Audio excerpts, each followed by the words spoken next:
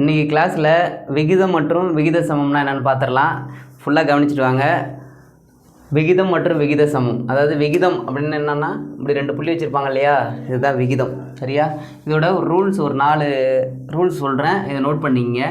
First என்னென்னா, ஓர் எண்ணின் சுருங்கிய வடிவமே விகிதம் அப்படின்னு சொல்கிறாங்க. ஓர் எண்ணோட சுருங்கிய வடிவம் தான் விகிதம் அப்படின்னு சொல்கிறாங்க. அப்படின்னா ஒன்றும் இல்லைங்க. இப்போ 10:20 அப்படின்னு வச்சிங்களேன், இதோட ஷார்ட்டாக என்ன பண்ணலாம், 0 அடிச்சிட்டோம்னா 1:2 இது எதாவது பண்ண முடியுமா? அப்போ இதுதான் என்னென்னு ஒரு எண்ணோட சுருங்கிய வடிவம் தான் விகிதம் அப்படின்னு சொல்கிறாங்க. புரியுதா? அடுத்தது பாருங்கள், ஒரு விகிதத்தை பின்னமாகவும் எழுதலாம். சரியா? விகிதம்னா 2 ஈஸ்ட்டுன்னு சொல்லணும்ல இங்கிலீஷில், இதுதான். இப்போ A:Bயை எப்படியும் எழுதலாம்னு சொல்கிறாங்க. A/B விகிதம் பின்னம்னா வகுத்தல்லையும் எழுதலாம் அப்படின்னு சொல்கிறாங்க. 2வது ரூல்ஸ் என்னது, ஒரு விகிதத்தை பின்னமாகவும் எழுதலாம். புரியுதுங்களா? அடுத்து பாருங்கள், விகிதத்திற்கு அலகு இல்லை, அதாவது யூனிட்டு இல்லை. இப்போது ஒரு விகிதத்தில் கணக்கு போடும்போது உங்களுக்கு தெரியும், 10 பைசான்னு ஒரு இதில் இருக்கும், 1 ரூபாய் அப்படின்னு ஒரு விகிதம் கண்டுபிடின்னு சொல்லிடுவாங்க. சரியா? இப்போது 2 யூனிட்டையும் என்ன பண்ணணும்னா ஒரே யூனிட்டாக மாற்றிட்டு தான் நம்ம கணக்கே போடணும். அதனால தான் என்ன சொல்கிறாங்கன்னா விகிதத்திற்கு அலகு இல்லை, யூனிட்டு கிடையாதுன்னு சொல்கிறாங்க. அடுத்து 4வது பாயிண்ட் பாருங்கள், விகிதத்தை இடம் மாற்றி எழுதக்கூடாது அப்படின்னு சொல்கிறாங்க. இப்போது இங்கே A:Bனா A:B தான், நீங்கள் B:A எழுதக்கூடாது அப்படிங்கிற மாதிரி சொல்கிறாங்க. புரியுதா? அதாவது ஓர் எண்ணின் சுருங்கிய வடிவம் தான் விகிதம்னு சொல்கிறாங்க. அடுத்தது விகிதத்தை பின்னமாகவும் எழுதலான்னு சொல்கிறாங்க. விகிதத்திற்கு அலகு இல்லை, விகிதத்தை இடம் மாற்றி எழுதக்கூடாது. புரியுதா? முக்கியமான 4 பாயிண்ட்டு தெரிஞ்சுங்க. அடுத்தது விகித சமம் என்னன்னு சொல்லிடுறேன், அதுக்கப்புறம் நம்ம கணக்குக்கு போயிடலாம். விகித சமம்னா ஒன்றும் இல்லைங்க, இந்த இப்போது விகிதம்னா 2 புள்ளி வைக்கிறோம் இல்லையா, விகித சமம்னா 4 புள்ளி வைக்கணும். இதுதான் விகித சமம். இதை ஈக்குவல்ட்டுன்னு கூட எழுதலாம், விகித சமத்தை ஈக்குவல்ட்டுன்னு கூட எழுதலாம். இதுக்கு ஒரு ரூல் இருக்குது, என்னென்னா நோட் பண்ணிங்க. அதாவது இடையில் இருக்கிற 2 நம்பர்களின் பெருக்கல் பலனானது இடையில் உள்ள 2 எண்களின் பெருக்கல் பலன் இறுதியில் உள்ள, அதாவது முதல் மற்றும் இறுதியில் உள்ள எண்களின் பெருக்கல் பலனுக்கு சமம். பெருக்கல் பலனுக்கு சமம். புரியுதா? அதாவது இடையில் உள்ள 2 எண்களின் பெருக்கல் பலனானது முதல் மற்றும் இறுதியில் உள்ள எண்களின் பெருக்கல் பலனுக்கு சமம். அதாவது எப்படி அதெல்லாம்னா A:B விகித சமம் B:C. இது 2ஐயும் பெருக்கிற வேல்யூ என்னது, இது 2ஐயும் பெருக்கிற வேல்யூக்கு சமம் அப்படின்னு சொல்கிறாங்க. புரியுதா? இப்போ கணக்கு பார்க்கலாம், உங்களுக்கு தெளிவாக புரிஞ்சிடும்.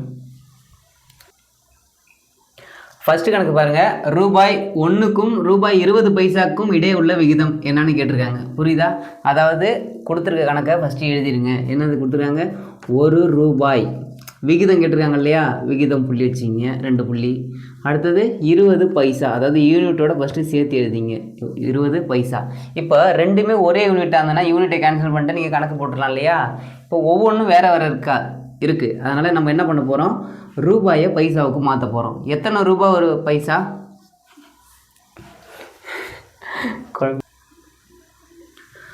ஃபஸ்ட்டு கணக்கு பாருங்கள், ரூபாய் 1க்கும் ரூபாய் 20 பைசாவுக்கும் இடையே உள்ள விகிதம் என்னன்னு கேட்டிருக்காங்க. இந்த கணக்கு எப்படி போடலாம் பாருங்கள். இப்போ கொடுத்துருக்க கணக்கை ஃபஸ்ட்டு எழுதிங்க. 1 ரூபாய் எழுதிட்டேன்னா விகிதங்கிறதுனால விகித புள்ளி வச்சுருங்க. அடுத்தது 20 பைசா. இப்போது ஒரே யூனிட்டாக கொடுத்துருந்தாங்கன்னா என்ன பண்ணலாம், டக்குன்னு யூனிட்டை கேன்சல் பண்ணிட்டு கணக்கு போட்டுடலாம் இல்லையா. வெவ்வேறு யூனிட் கொடுத்ததுனால நம்ம என்ன பண்ண போகிறோம், ஒரே யூனிட்டை சேஞ்ச் பண்ண போகிறோம், ஒரே அழகாக மாற்ற போகிறோம். இப்போ இந்த ரூபாய் இருக்குது இல்லையா, இதை வந்து பைசாவாக மாற்ற போகிறோம். எத்தனை பைசா ஒரு ரூபாய்? இது எழுதிங்க, 100 பைசா ஈக்குவல் டு 1 ரூபாய். இது வந்து கண்டிப்பாக தெரிஞ்சே இருக்கணும், இது தெரிஞ்சால் தான் கணக்கு போட முடியும். சரியா? இப்போ இங்கே 1 ரூபாய் இருக்கிற இடத்துல என்னென்னு போட்டுக்கலாம், நம்ம 100 பைசான்னு எழுதிக்கலாமா. இங்கே 20 பைசாவை அப்படியே வச்சிங்க, 20 பைசா. இப்போ யூனிட் 2 சமமாயிட்டா. இப்போது விகிதத்துக்கு யூனிட்டு கிடையாதுன்னு சொல்லிட்டேன். அப்போ என்னென்னு எழுதிக்கலாம், அடுத்த ஸ்டெப்பில் 100 விகிதம் 20ன்னு எழுதிக்கலாமா. இப்போ கேன்சல் பண்ணுங்கள், ஒரு 0க்கு ஒரு 0 அடிச்சிருங்க, மீதி என்னென்னு வரும், 10 விகிதம் 2ன்னு வருமா. இதையும் அடித்தோன்னா O 2 2 I 2 10. அப்போது 5:1 தான் இதோட விகிதம். விகிதம்னா என்ன சொன்னால் ஒரு எண்ணோட சுருங்கிய வடிவம் தான் விகிதம். புரியுதா? நோட் பண்ணிங்க. அடுத்த கணக்கு பார்க்கலாம். அடுத்த கணக்கு பாருங்கள், 9 மாதத்திற்கும் 1 வருடத்திற்கும் இடையே உள்ள விகிதம் என்னன்னு கேட்டிருக்காங்க. அதாவது 9 மாதம் 1 வருஷம். வழக்கம் போல் எடுத்து எழுதிங்க. 9 மாதம் விகிதம் கேட்டிருக்காங்களா, 2 புள்ளி வச்சுருங்க. 1 வருடம் புள்ளி வச்சுருங்க, 1 வருடம். இப்போது 2 யூனிட்டும் ஒன்றா இருக்கா? இல்லை இல்லையா? அப்போ ஒன்றா ஆக்கணும். எத்தனை மாதம் 1 வருடம்? 12 மாதங்கள் ஈக்குவல் டு 1 வருடம். ஓகேவா? அப்போது இந்த இடத்துல மாதத்தை அப்படியே வச்சிங்க. 9 மாதங்கிறத விகிதம். 1 வருஷத்தை என்னன்னு எழுதிக்கலாம்? 12 மாதங்கள்னு எழுதிக்கலாம் இல்லையா? அப்போ யூனிட் 2 என்ன ஆகிடுது? சேம் ஆகிடுது. அதுக்கப்புறம் 9 விகிதம் 12 எழுதிக்கலாம். இதை அடிங்க 3ஆல்.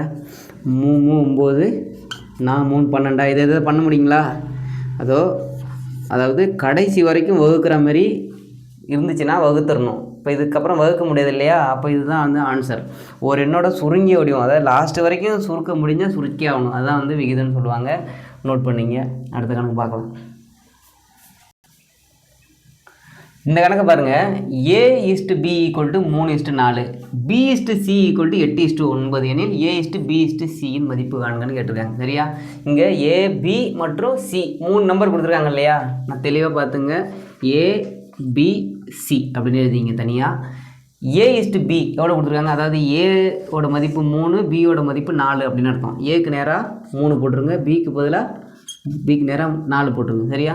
அடுத்த லைனில் இதோட முடிஞ்சுது. அடுத்தது பாருங்கள். பிக்கு நேராக எத்தனை கொடுத்துருக்காங்க?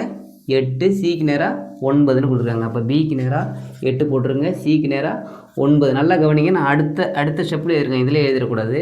அப்படியே ஒரு கோடு போட்டுருங்க. எந்தெந்த இடம்லாம் பெண்டிங்காக இருக்குது? இங்கே ஒரு இடம் பெண்டிங் இருக்குது, இங்கே ஒரு இடம் பெண்டிங் இருக்குது நிரப்பாமல். இப்போ என்ன பண்ணுறீங்கன்னா, பக்கவாட்டு சைடு இருக்கு இல்லையா?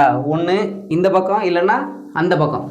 மேலே கீழே பார்க்கக்கூடாது. பக்கவாட்டு சைடில் என்ன நம்பர் இருக்கோ அந்த நம்பரை அங்கே போட்டுருங்க. இங்கே 4 இருக்கு இல்லையா? அப்போது இந்த இடத்துல ஒரு 4 போட்டுருங்க. இங்கே என்ன இருக்குது? 8 இருக்குது. அப்போ இந்த 8 போட்டுருங்க. புரியுதா? நல்லா நோட் பண்ணிங்க. பக்கவாட்டு சைடில் என்ன இருக்கோ அதுதான் போடணும். போட்டுட்டிங்களா? கடைசியில் என்ன பண்ணுங்கள்? எல்லாத்தையும் பெருக்கிடுங்க, மேலே 2த்தையும். 8 3 எவ்வளோ? 24. 4 8 எவ்வளோ? 32. 9 4 36. புரியுதா? அவ்வளோதான். இது சுருக்குங்க. எதில் சுருக்கலாம்? 6 நாங்க 24, 4 இல்லையா? இது 8 நாங்க 32, இங்கே 9 நாங்க 36. அப்போது இதுதான் ஏ, இதுதான் பி, இதுதான் சி. புரியுதா? இந்த கணக்கில் A:B:C கேட்கறதுனால 6 8 9 இதை ஒன்றும் பண்ண முடியாங்கிறதுனால அப்படியே வச்சுட்டேன். ஒருவேளை ஏபி கேட்கலாம், பிசி கேட்கலாம், ஏசி கேட்கலாம், எதை வேணாலும் கேட்பாங்க. நீங்கள் எது கேட்குறாங்களோ அதை நீங்கள் கணக்கில் போட்டுருங்க. புரியுதா? இதுதான் அதோட ஆன்சர். நான் 6 8 9. இந்த கணக்கு பாருங்கள். எக்ஸின் 30% என்பது ஒய்யின் 60%த்திற்கு சமம் எனில் X:Y என்னன்னு கேட்டுருக்காங்க. அதாவது இந்த கணக்கில் நல்லா கவனிங்க. எக்ஸின் 30% என்பது ஒய்யின் 60%க்கு சமம் அப்படின்னு கொடுத்துருக்காங்க இல்லையா? அப்படியே கணக்கு எடுத்து எழுதுறேன். இந்த கணக்கில் இன்னு அப்படின்னு ஒரு வார்த்தை வருதுன்னு வச்சிங்களேன். ஒரு எண்களுக்கு பக்கத்துலேயோ ஒரு நம்பருக்கு பக்கத்தில் இல்லை ஏதோ ஒரு XYக்கு பக்கத்தில் இன்னு வருதுன்னா அந்த இடத்துல பெருக்கணும் அப்படின்னு நான் வச்சிங்க. புரியுதா? இன்னும் வந்து நான் என்ன பண்ணணும்? பெருக்கணும். மடங்கு வந்தாலும் என்ன தான்? பெருக்கணும் அப்படின்னு நான் வச்சிங்க. இப்போ எக்ஸின் 30%, அப்போது எக்ஸு இன்ட்டு 30% என்பது இங்கே சமம்னு இருக்கு இல்லையா? அப்போ ஈக்குவல் டு போட்டுருங்க. எதோட சமம்? ஒய் இன்னுங்கிறதுனால பெருக்கல் போட்டுக்கிறேன் 60%. புரியுதா?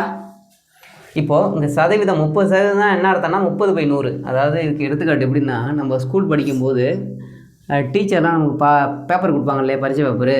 சில டீச்சரு 88% அப்படின்னு கொடுத்துருவாங்க. சில பேர் என்ன பண்ணுவாங்கன்னா 88/100, 100க்கு 88 மார்க்குன்னு. அப்போது என்ன அர்த்தம்னா 88% என்ன அர்த்தம்? கீழே 100 இருக்கிறதா அர்த்தம். புரியுதா? இது வந்து ஒரு எடுத்துக்காட்டு தான், தெரிஞ்சுங்க. இப்போது அடுத்த ஸ்டெப்பில் என்ன பண்ண போகிறோம்? எக்ஸ் இன்ட்டு இது எப்படி எழுதலாம்? 30/100ன்னு எழுதிக்கலாமா? ஈக்குவல் டு ஒய் இன்ட்டு இது 60/100 அப்படின்னு எழுதிக்கலாமா? இது எப்படி கேன்சல் பண்ணலாம்? இந்த 100க்கும் இந்த 100 கேன்சல் ஆகிடுமா? இந்த 0க்கும் இந்த 0 கேன்சல் ஆகிடுமா? அடுத்தது பார்த்திங்கன்னா 1 3 3 2 3 6. அப்போது இங்கே என்னென்னலாம் இருக்குது? எக்ஸ் இன்ட்டு 1ன்னு இருக்குது, இங்கே ஒய் இன்ட்டு 2ன்னு இருக்கா? இப்போது எக்ஸ் ஒய்யெல்லாம் ஒரு பக்கமும் நம்பரெல்லாம் ஒரு பக்கம் கொண்டு போயிடுங்க. எக்ஸ் எங்கே வச்சிங்க? இந்த ஒய் பெருக்கல் இருக்கிறது ஈக்குவல் டு வரும்போது வகுத்தல்ல வந்துடும். இந்த 2 பெருக்கல் இருக்குது, இந்த 1 என்ன ஆகிடும்? கீழே வரும்போது வகுத்தல்ல வந்துடும். இப்போ இது எந்த ஃபார்மேட்டில் இருக்குது? அதாவது வகுத்தல்ல இருக்குது. ஒரு வகுத்தல், அது ஒரு பின்னத்தை விகிதமாக எழுதலாம், இல்லை விகிதத்தை பின்னமாக எழுதலாம் இல்லையா? அப்போது X:Y ஈக்குவல் டு என்னென்னு எழுதலாம்? 2:1 அப்படின்னு எழுதலாமா? புரியுதா? நோட் பண்ணிங்க. இப்போ எண் வந்துன்னா இந்த இடத்துல என்ன அர்த்தம்? பெருக்கணும் அப்படின்னு அர்த்தம். அதே போல் கணக்கில் மடங்கு அப்படின்னு வந்தாலும் என்ன தான் அர்த்தம்? பெருக்கணும் அப்படின்னு அர்த்தம். நோட் பண்ணிங்க. 1:2:3 என்பதன் தலைகீழ் விகிதம் என்னன்னு கேட்டுருக்காங்க. அடுத்த கணக்கு நல்லா கவனிங்க. 1:2:3 என்பதன் தலைகீழ் விகிதம். அதாவது 1ஓட தலைகீழ் என்னன்னு எழுதுவோம்? 1/1 ஈஸ்ட்டு 2ஓட தலைகீழி 1/2 3ஓட தலைகீழி 1/3. ஓகேவா? வகுத்தலில் ஒரு பின்னம் இருக்குது அப்படின்னா என்ன அர்த்தம்னா இந்த நம்பர் வேணும், இது ஏன்னு எடுத்துங்க, இது பின்னு எடுத்துங்க, இது சின்னு எடுத்துங்க. இப்போ ஏவோட மதிப்பு வேணும்னா என்ன பண்ணலான்னா இதை மறைச்சிங்க, இது ரெண்டையும் பெருக்கிக்கிட்டு இதோட பெருக்கிங்க. புரியுதா? அப்போ இது ரெண்டு பெருக்குன்னா என்னென்னு வரும்? 2 3 6 6 × 1 6 வந்துருமா? அதே போல் நடுவில் பி ஒரு மதிப்பு வேணும்னா என்ன பண்ணணும்? இதை மறைச்சிக்கிட்டே கீழே உள்ள இது ரெண்டையும் பெருக்குங்க. ஒரு 3 3ங்களா இன்ட்டு இந்த 1 பெருக்கணும், மறக்கக்கூடாது. இப்போ 3ன்னு வந்துருமா? அடுத்து கடைசியில் சியோட மதிப்பு வேணும்னா என்ன பண்ணலாம்? இதை மறைச்சிக்கிட்டு இது ரெண்டு பெருக்குங்க. என்ன வரும்? 2 × 1 2ன்னு வந்துருவோமா? அப்போது இதோட தலைகீழ் விகிதம் என்னென்னு இதெல்லாம் 6:3:2. இதை சுருக்க முடிஞ்சால் சுருக்குங்க, சுருக்க முடியலன்னா அப்படியே விட்டுருங்க. புரியுதா? இப்போ எது வேணுமோ வகுத்தலில் கொடுத்தாங்கன்னா எது வேணுமோ அதை மறைச்சிக்கிட்டு கீழே உள்ளதை பெருக்கிக்கிட்டு மேலேயும் பெருக்கணும் மறக்காமல். புரியுதா? அடுத்த கணக்கு பார்க்கலாம். அடுத்த கணக்கு பாருங்கள். ரூபாய் 1600 ஏ மற்றும் பி ஆகிய இரு நபர்களுக்கு 3:5 என்ற விகிதத்தில் பிரித்தால் இருவருக்கும் கிடைக்கும் தொகை எவ்வளவுன்னு கேட்டிருக்காங்க. புரியுதா? இந்தமாரி கணக்கு தான் பரீட்சையில் கேட்பாங்க. எக்ஸாமில் பாருங்கள் எந்தெந்த அமௌண்ட் கொடுத்துரு யார் யார் கொடுத்துருக்காங்க. ஃபஸ்ட்டு ஏ பி கொடுத்துருக்காங்க. எவ்வளோ விகிதத்தில் பிரிக்கிறாங்க?